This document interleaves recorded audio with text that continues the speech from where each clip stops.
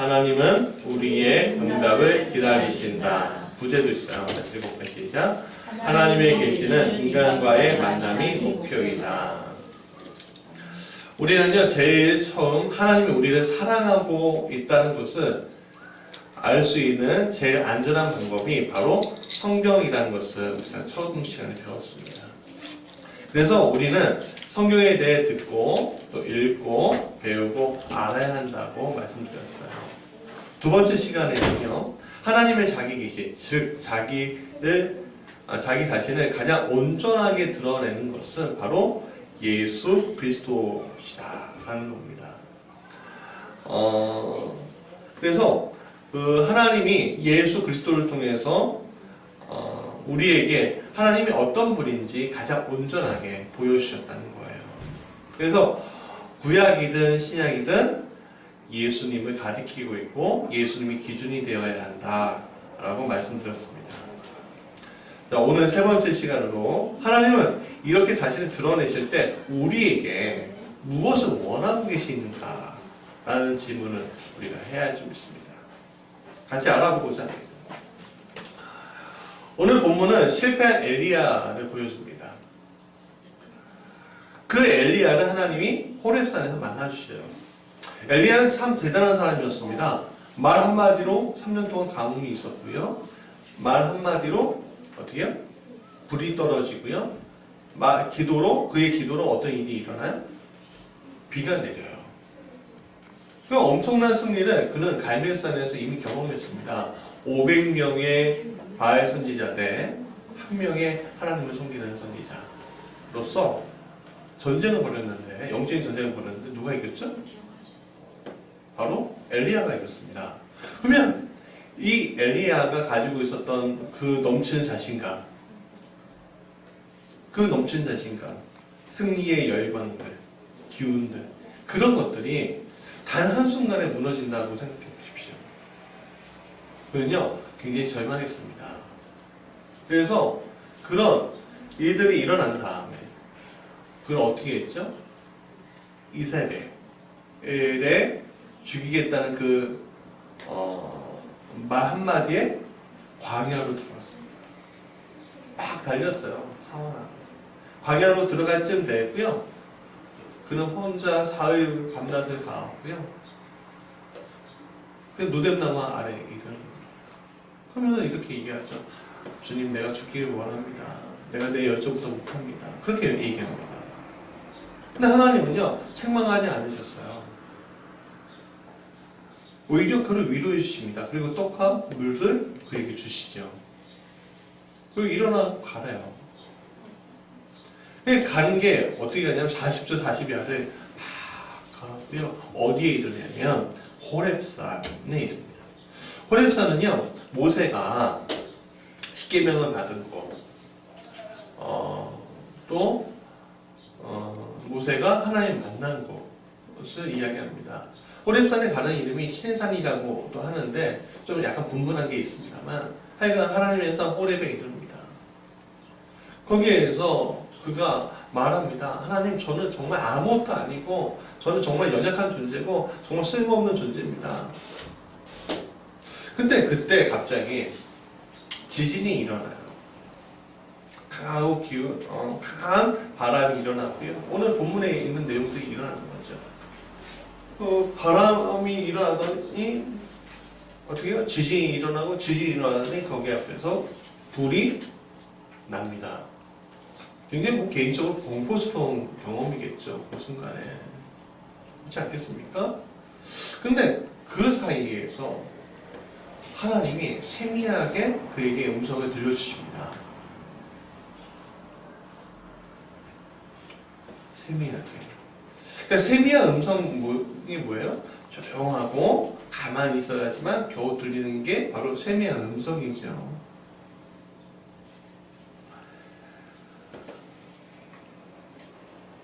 위로해 주십니다. 그리고 너가 가야 할 길이 있다고 얘기하십니다. 여러분, 지진이 일어나고 불이 막 임할 때 보통 우리가 생각할 때 하나님 음성은요, 강하고 막 때려주는 음성. 야, 너 왜 그랬어? 너 내 엄청난 능력을 보고서 왜 도망쳤어? 더 큰 일이 너한테 일어날 수 있었을 텐데. 그렇게 책망하는 것이 아니었습니다. 어떻게요? 생리야, 고생했다. 너가 왜 여기 있니? 그래, 네 마음 안다. 너 일어나, 가야 할 게 있지 않니? 그렇게 위로해 주십니다. 엘리야가 얘기합니다. 더 이상 저는 할 수 없어요. 그랬더니 아니야, 내가 다 준비해놨어. 너 가기만 하면 돼. 그래.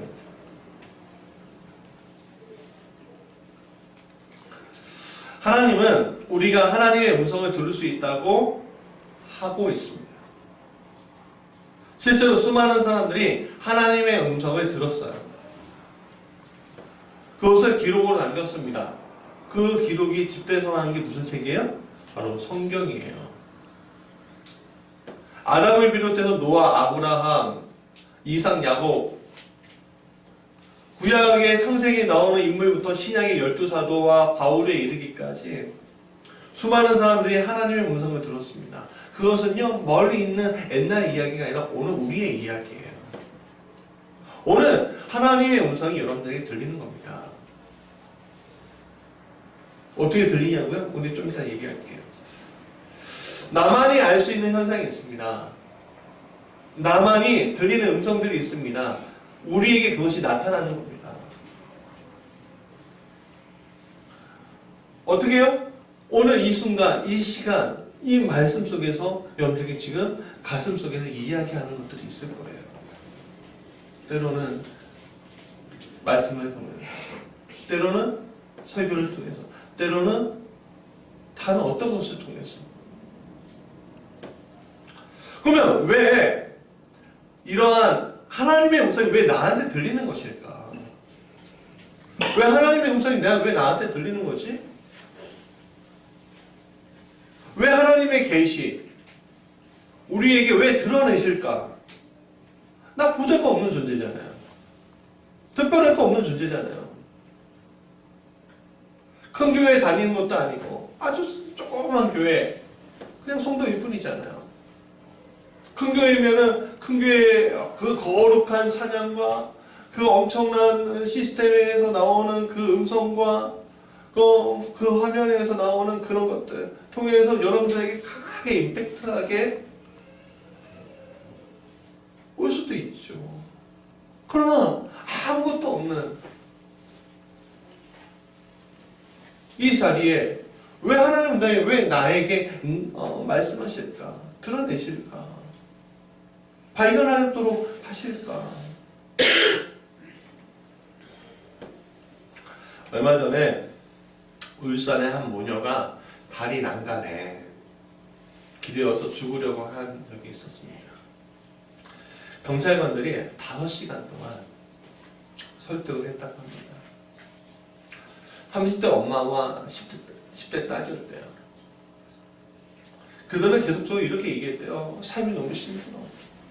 삶이 너무 힘들어.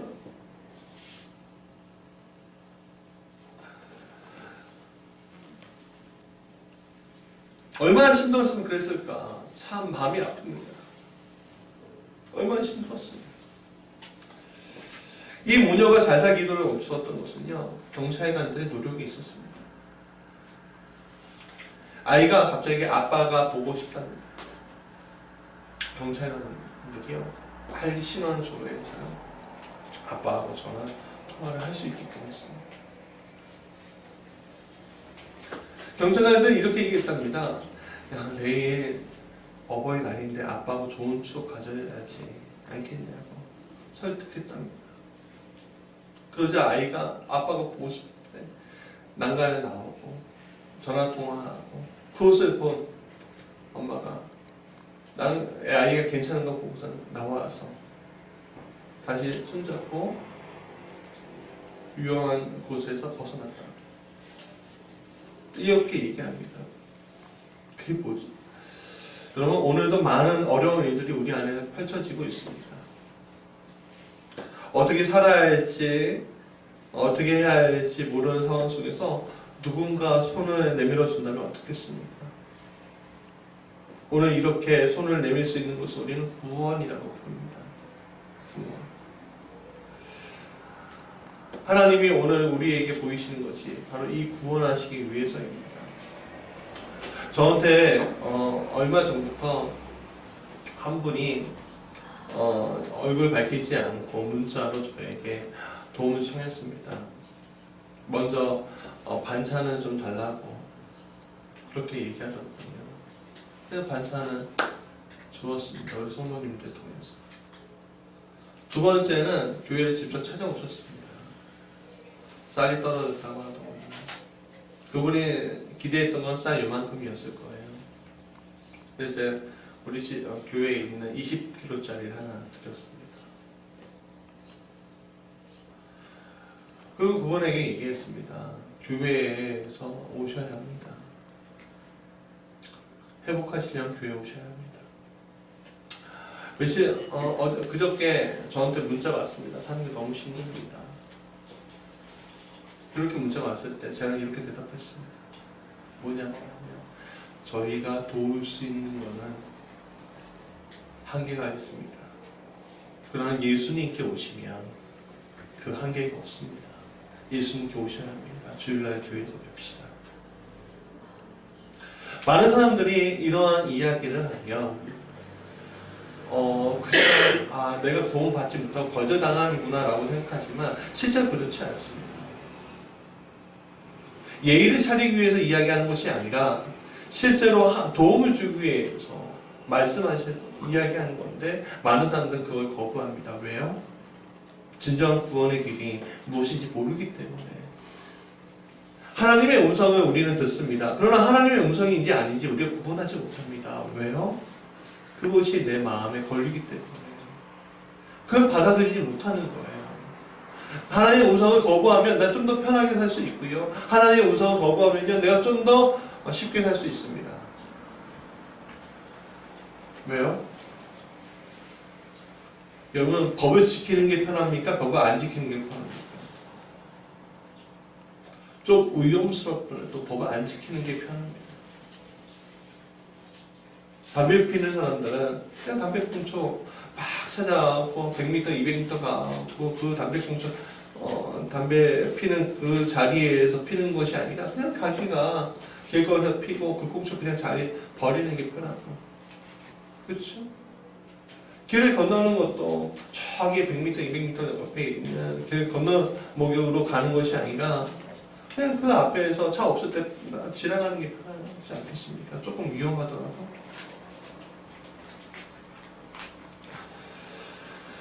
여러분, 오늘 우리가 이러한 일들이 많이 있습니다. 하나님께서 구원해 주시기 위해서 말씀하고 있는데 우리는 그것을 하나님의 음성을 안 듣고 버리는 경우들이 많이 있습니다. 오늘 우리에게 나타내신 이유가 무엇일까요? 왜 우리에게 음성을 주실까요? 그 이유는 우리가 잘 되라고, 이 세상에서 높아지라고, 면류관을 씌워주기 위해서 하나님 우리에게 나타나시는 것이 아닙니다. 오늘 우리 교회가 좀 사람들을 착각하게 만드는 일들이 되게 많은데, 여러분, 교회에는 여러분들의 면류관을 씌워주기 위한 곳이 아니에요.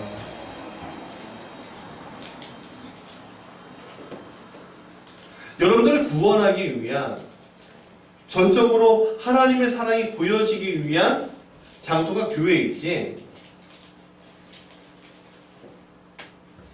성경은 우리가 이 세상에서 높아지는 방법을 가르치는 책이 아닙니다. 물론 성경의 많은 내용들이 우리가 제대로 따를 때 복을 받습니다. 그 길을 열어주셨어요. 그러나 우리가 높은 자리에, 존경받는 자리에 우리가 이룰 수 있지만 그게 성경의 이야기가 아닙니다. 그것은 하나님을 잘 따르는 이에게 나타나는 복일 뿐이에요. 중요한 것은 하나님께서 우리에게 나타내신 이유는 뭐냐면 궁극적으로는 구원을 위해서인 겁니다.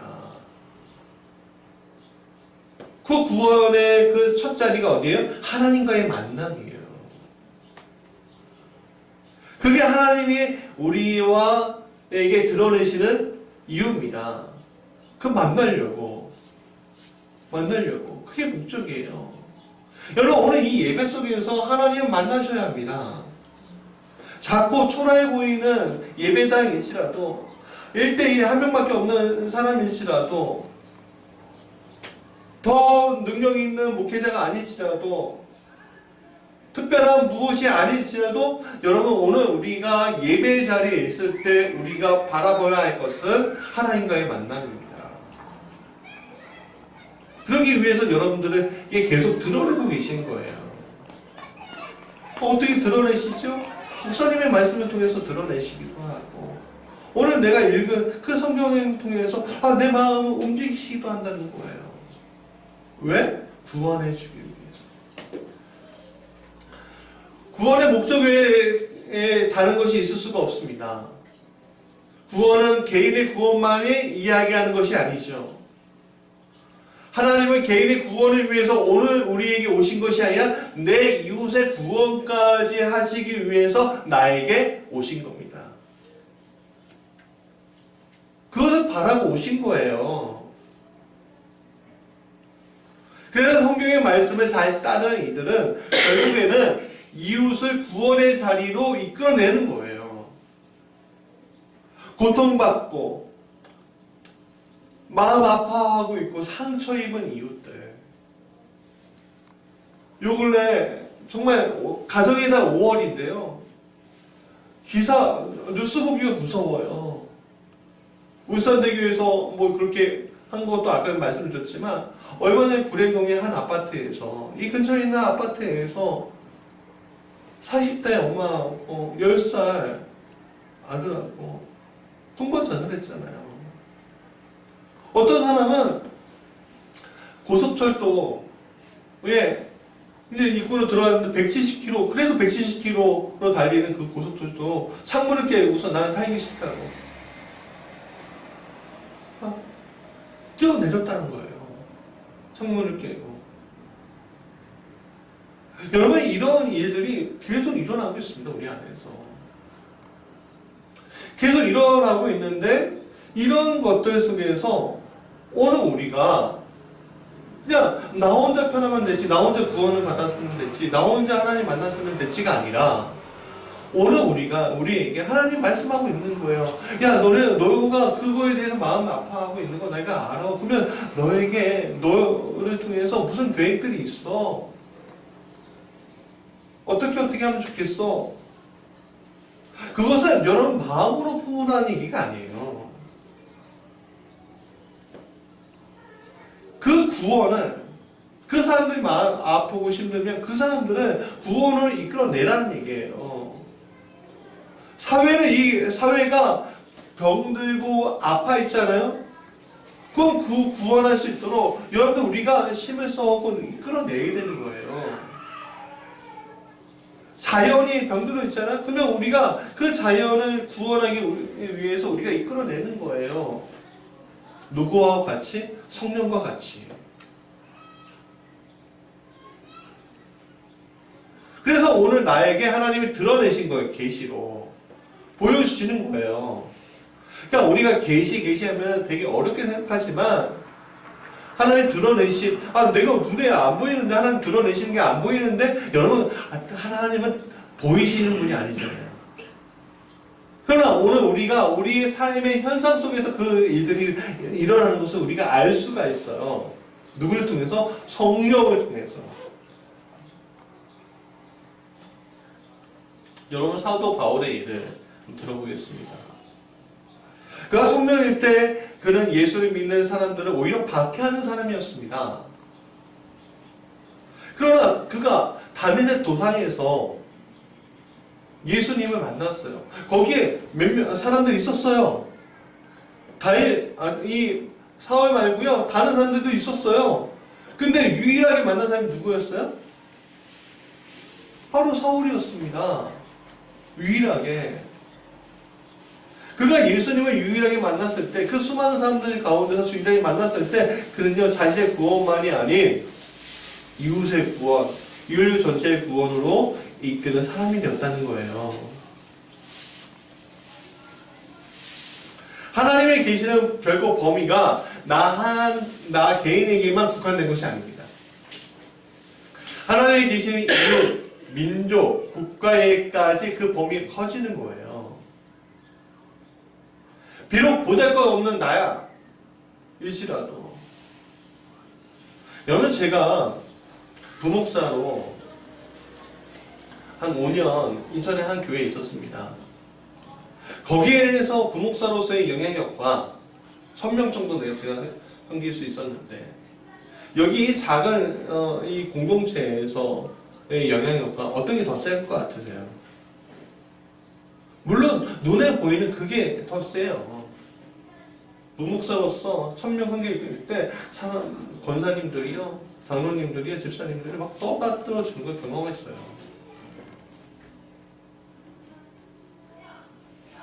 그러나 오늘 그렇게 내가 떠받든다고 해고 떠준다고 해고 그것이 오늘 나의 사명은 아니었다는 거죠. 오늘 우리 이 자리에서 이 작은 공동체지만 정말 하나님이 살아계신 이 공동체 안에서 이 말씀을 전하는 것이 하나님 나에게 주신 사명이었다는 거예요. 그러면 이 속에서 오늘 메시지가 하나님께서 오늘 저를 통해서 나오는 이 메시지가 어쩌면 인류를 구원하는 메시지일 수 있다는 겁니다. 성령을 통해서. 어떤 영향력이 많고 적음의 문제가 아닙니다.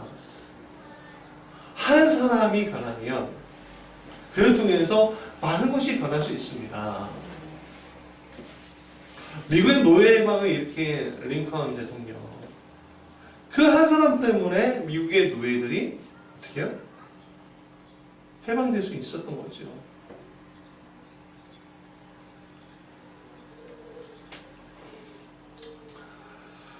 이스라엘을 미디안 족속으로부터 구원한 사사 기드온은요, 처음부터 용사였던 것이 아니었습니다. 그런 미디안 족속이 무서워서 포도주 틀 안에서 몰래 타작마당을 했습니다. 그런데 그에게 하나님의 사자가 명령했습니다. 우리 사사기 6장 14절 같이 읽어볼까요? 시작. 여호와께서 그를 향하여 이르시되 너는 가서 이 너희 힘으로 이스라엘을 미디안의 손에서 구원하라. 내가 너를 보낸 것이 아니냐 하시니라. 이런 부르심은 결국 기드온을 통해서 미디안족을 이길 수 있게 합니다. 기드온은 의심이 계속 들었어요. 과연 이게 가능할까? 과연 가능할까? 하나님은 계속 응답해 주셨어요. 여러분, 프랑스의 잔다르크 여러분 아시죠? 이 소녀의 나이가 불과 16살이었습니다. 지금 찬이가 14살이니까 2살 많은 거죠. 그렇죠. 이 잔다르크는요, 시골에 그냥 무지령이었어요. 그냥 소녀였어요. 아무것도 모르는, 글자도 모르는 소녀였습니다. 근데 100년 전쟁 와중에 영국으로부터 프랑스가 그 땅을, 영토를 대부분 빼앗겼을 때 하나님이 이 작은 시골 소녀에게 오셨습니다. 그리고 이렇게 얘기해요. 프랑스를 구해라. 오클레안을 구해라. 그랬대요. 여러분, 그게 믿어지십니까? 아무것도 아닌 소녀잖아요. 16살. 고등학교, 중학교, 3학년, 고등학교 1학년, 이 정도 되는 소녀한테 구하래요, 나라를. 이게 가능한 일이 아니잖아요. 가능한 일이 아니잖아요. 근데 이 소녀가 하나님께 응답하기를 선택합니다. 이 소녀가 하나님께 응답하기 선택을 해요. 그래서 이 소녀는요, 왕에게 갔습니다. 만나줍니까? 안 만나줘요. 측근에서부터, 경비대장서부터 계속 막히는 거예요. 그런데 이 이야기가 한 소녀가 하나님의 부르심을 받고 왕에게 왔는데 프랑스를 구원하러 왔다고 하더라. 그 이야기가 계속 시도하니까, 너 안 돼 그러는데도 계속 시도하니까 들리는 거예요. 그러니까 그 사르리아는 그 황제가 한번 불러오자. 사람들 상의해서 옵니다. 근데 그 왕 앞에 이제 이게 소녀가 갔는데 가고 이제 왕한테 왕이 아직 아니시죠. 황태자가 이렇게 얘기합니다. 너가 하나님 부르심을 받은 그 소녀냐? 그랬더니 이 소녀가 그쪽으로 가지 않고 호위병한테 가고 무릎을 꿇고 얘기하는 거예요. 나를 통해서 프랑스를 구원하고 당신에게 당신이 왕이 되게끔 한다고 하십니다. 사실 시험하기 위해서 황태자가 그 호위병 속에 있었는데 그걸 알아맞힌 거예요. 여러분 그 16세의 그 소녀가 어떻게 황태자를 본 적이 있겠습니까? 그 전까지 그 시골에 조그만 시골에서 나가지도 못한 그 소녀였는데 없었을 거예요. 없었다고요. 그리고서 어떻게 하다 보니까 그 아이에게 군사들이 주어지고 전쟁을 풀어 하니까 그 오클레앙이라는 도시가 구원을 받아요. 결국에는 이 사르 7세인가요? 이 사람이 프랑스의 왕이 됩니다. 프랑스를 구원하게 돼요. 결국 2년 후에 화형당했고 죽지만 22년 후에 그 잔다르크를 통해서 프랑스가 국토가 완전히 회복이 됩니다. 아무것도 모르는 소녀에게 하나님은 오셨어요. 성경 속에서 있었던 그 이야기인 줄 알았더니 15세기, 16세기 프랑스에서 나타나요. 여러분 그 음성이 그때만 나타나는가요? 아니요. 오늘 이 순간에는 나타나요. 특별한 하나님의 계시 안에 나와요. 하나님의 계시는 오늘 우리가 그분의 음성을 듣다는 것을 말합니다. 즉 우리가 주님의 음성에 대해 응답하기를 원해요. 응답하기를. 얼마 전에 우리가 드라마 중에 응답하라 1988인가요? 하여간 그거 있었죠? 1988인가? 뭐 있었잖아요. 그 응답하라의 1988은 뭐죠? 뭘 응답하라는 거예요? 그 세대가 그 추억을 소환하라. 그 얘기인 거잖아요. 그렇죠? 그러니까 그래서 오늘 그게 굉장히 인기를 끌었잖아요. 아 그때 그 감성들, 그 시간들. 하나님이 왜 우리에게 말씀하십니까? 우리의 응답을 통해서 교제하기 원하시는 거예요. 하나님의 계획이 우리를 통해서 이루어지길 원하시는 거예요. 가야 할 길을 가게끔 하시는 거예요. 그렇다면 오늘 우리가 하나님의 음성을 어떻게 들을 수 있을까요? 여러분, 우리가 하나님의 음성을 들으려고 할 때 뭐가 필요하냐면 하나님의 성령이 필요해요. 여러분, 오늘 우리가 성령이 안 계시면 우리가 하나님의 음성을 들을 수가 없습니다. 왠지 아십니까? 내 마음을 침략하는 세력들이 굉장히 많아요. 우리 그걸 통틀어서 뭐라고 하냐면 죄라고 얘기하는 거죠. 그렇죠? 사단이 죄하고 사단은 다릅니다. 그렇죠? 다른 존재예요. 사단이 계속적으로 죄를 끄집어내고 다른 것을 생각하게 하고 다른 것을 목적하게 하고 다른 것을 취하게끔 만드는 게 있습니다. 오늘 우리가 예배에 집중하고 예배 안에 우리가 들어가게끔 하려고 할 때 누가 필요하면 그래서 성령이 필요한 거예요. 하나님 오늘 우리의 성령께서 오셔서 나의 피곤한 심령, 나의 피곤한 육체와 피곤한 영과 피곤한 내 삶의 그런 것들 속에서 나를 이렇게 세워달라고 외쳐야 한다는 거예요. 여러분 오늘 우리가 하나님께 응답하는 사람은 어떤 사람이냐면 우리가 태양이 있잖아요. 태양이 있으면 그 태양에 뭐가 움직이죠? 행성들이 움직이잖아요. 수금지와 목토천해명 움직이잖아요. 그런데 여러분 태양이 오로지 있을 때, 정확하게 있을 때 행성이 움직이는데 태양 말고 그 옆에 또 다른 존재가 있어 보세요. 그리고 둘이 주변 막 돌아보세요. 그럼 행성들은 어떻게 움직일까요? 정확하게 움직일까요? 아니요. 막 부딪히고 깨지고 장난 아닐 거예요.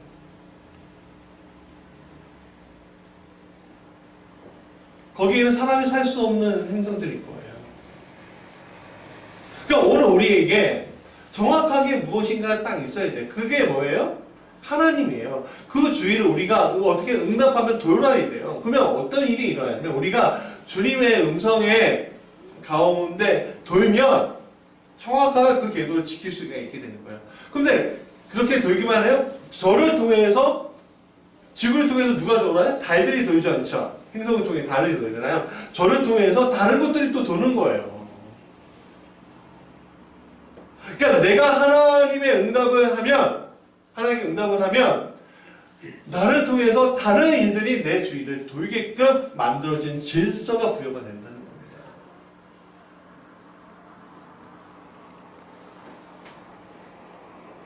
그러면 오늘 우리에게 특별한 계시, 잔다르크나 아니면 기도원이나 직접 우리에게 오실 수 있지만 많은 경우에 설교사를 통해서 오게 돼요. 그럼 이 설교자가 이야기하는 음성에 여러분들 안에 계신 성령께서 반응을 일으키실 때 우리는 그것이 아멘으로 화답이 된다는 거예요.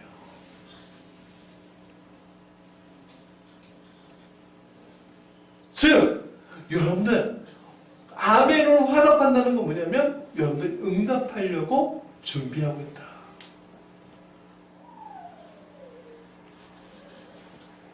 특별히 감리교회는요 이런 점이 굉장히 중요하지 않은데 뭐냐면 성령의 활동에 대해서 굉장히 중요시하게 됩니다.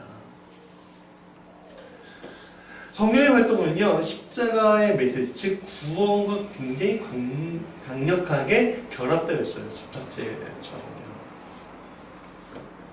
성령은 이 말씀의 선포를 통해서 오늘 그리스도 안에 있는 하나님의 사랑이 나를 위한 사랑이고 그분의 피의 효력이 나의 생명을 구원하고 나를 전적으로 새롭게 변화시키고 만들고 있는 겁니다. 이러한 변화는 하나님의 드러내심에 응답하게 되어 있어요.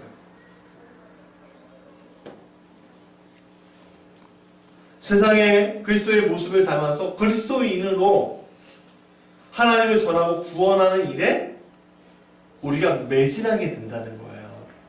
예전에는 하나님 성령께서 내 안에 계시지 않을 때는요, 하나님의 음성이 안 들렸어요. 안 들리는 거예요. 아, 좋은 말이구나. 좋은 얘기구나. 아, 우리가 선하게 행동해야지. 그렇게만 생각했던 사람들이 성령이 하나님의 드러내게끔 그리고 나를 하나님 그 음성에 응답하게끔 만들 때 어떻게 해요? 나를 변화시켰고 세상 가운데 나가게끔 만들어준다는 거예요. 결국 이러한 매진은요 결국에는 세상을 변화시키는 자리에 우리가 서게끔 한다는 거예요. 그럼 우리가 이렇게 얘기할 수 있어요. 내가 특별한 존재가 아닌데? 여러분 특별한 존재였고 세상을 변화시키는 게 아닙니다. 예전에는 세상을 변화시키는 때 어떤 특별한 한 인물에 대해서 조명했잖아요. 그렇죠? 요즘에 녹두꽃이라는 드라마 보십니까? 동학 전쟁 혁명에 대해서 다룬 건데 지금 125주년이에요. 이번에. 예전에는 정봉준이라는 사람이 동학혁명의 어떤 중심축으로 보고 이야기했어요.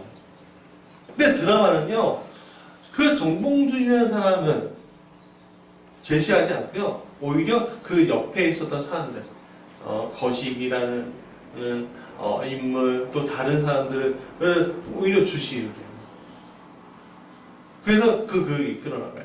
그게 무슨 말이냐면, 이 세상을 움직이는 것은 특별한 한 인물이 아니라 그 인물에 응답하여 했던 민중들의 함성이었다는 얘기예요. 그러니까 오늘 우리가 하나님 앞에 서 있을 때 오늘 세상을 움직이는 건 뭐냐면 우리의 함성이라는 거예요. 하나님께 응답하려고 하는 우리의 함성들이 이 세상을 바꾸는 겁니다.